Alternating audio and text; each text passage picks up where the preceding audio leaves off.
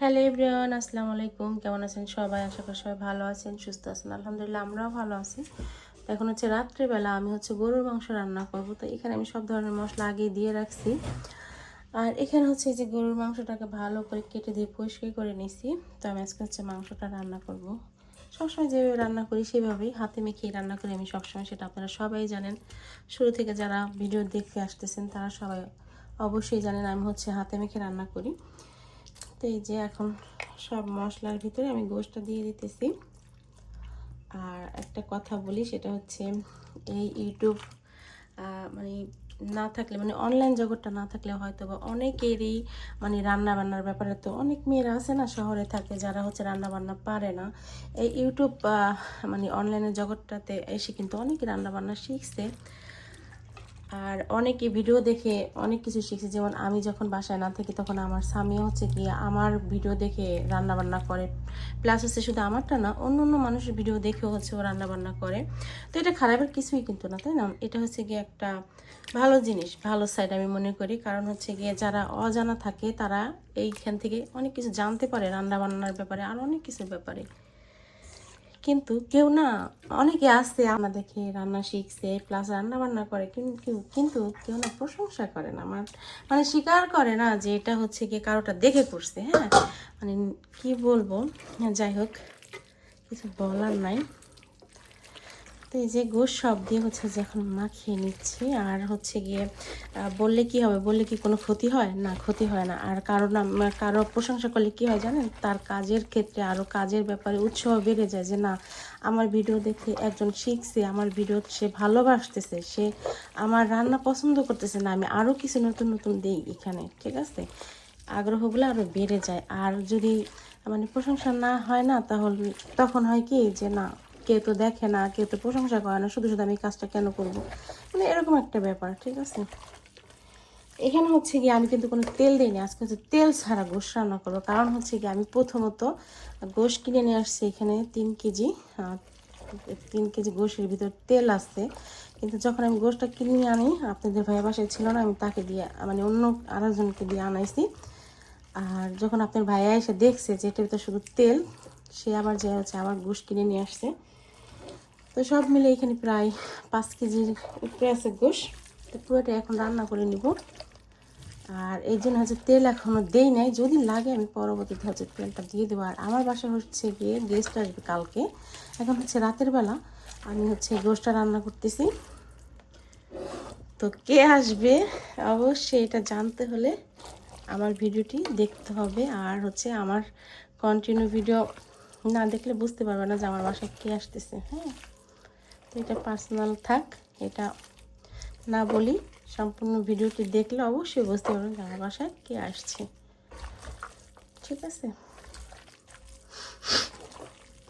মানুষ মানুষের প্রশংসা কেন করে না জানেন? এটা গিয়ে হিংসা। যা হিংসুটি তারাই গিয়ে প্রশংসা করতে চায় না। হ্যাঁ, আর কিছু কিছু মানুষ আছে জানেন কেমন, যেমন গিয়ে মানুষের দীর্ঘদিনের সম্পর্কর সাথে মিশে 6 মাস 1 বছর সম্পর্ক করে ওই দীর্ঘদিনের সম্পর্কটা কিন্তু নষ্ট করে দেয়। আসলে এটা ঠিক না। এইসব মানুষের কাছ থেকে যতটা পারবেন আপনারা সবাই দূরে থাকার চেষ্টা করবেন। এইসব মানুষ খুব খারাপ, মানুষের মাঝখানে যায় না, মানুষের ভালো সম্পর্কটাকে নষ্ট করে দেয়। এটা অনেক খারাপ একটা বিষয়, এটা একদমই একটা বাজে একটা বিষয়, ঠিক আছে? এটা আসলে এসব মানুষ ভালো হলে তো ভালো, না হলে না এই অভ্যাসটা সারা জীবনের জন্য থেকে যাবে। আর আমরা কি ইউরোপে আসছি, আমরা বাংলাদেশের কালচার আসলে ছাড়তে পারি না। আমি ভাবতাম কি যে হয়তো বাংলাদেশ থেকে যারা এই যে ইউরোপে যায়, ইউরোপে আমেরিকা, এই যে তারপর কি বলে, এই ইতালি, লন্ডন, যাই হোক বিভিন্ন দেশে তো বাঙালির ছড়াই ছিটা আছে। আমি ভাবতাম কি যে হয়তো বা এদের কালচারটা না মনে হয় বাংলাদেশে রেখে আসে, যে কুটনিগুলো আর কি। কিন্তু এখন দেখি কি না, এই কুটনিগুলো না, এই সব আপগুলো না আপনার টলিতে করে লাখিজে ভরে ভরে নিয়ে আসে। হ্যাঁ, এনে করে কি এই ইউরোপটাকে নষ্ট করে দেয়, বুঝছেন? এই কুটনা মহিলাগুলো কুটনাগিরি তো ছাড়তে পারে না। ছাড়বে কীভাবে? কারণ ওই যে অভ্যাস তো, কারণ এদের তো ছোটোবেলা থেকে অভ্যাস কুটনামি করার। এরা কীভাবে ছাড়বে? এগুলো তো ছাড়তে পারে না, ঠিক আছে? মানুষের উপর দিয়ে কি একেবারে এমন দেখায় যে এর মতো ভালো মানুষ আর পৃথিবীতে একটাও হয় না। ভদ্র, নরম, সভ্য, খুবই ভালো মানুষ, ঠিক আছে?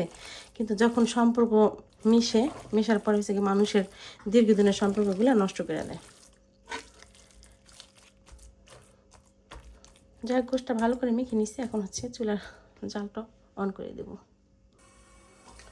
চুলাটা অন করে দিচ্ছি, ঢাকনাটা দিয়ে ঢেকে দিলাম। এখন গোশটা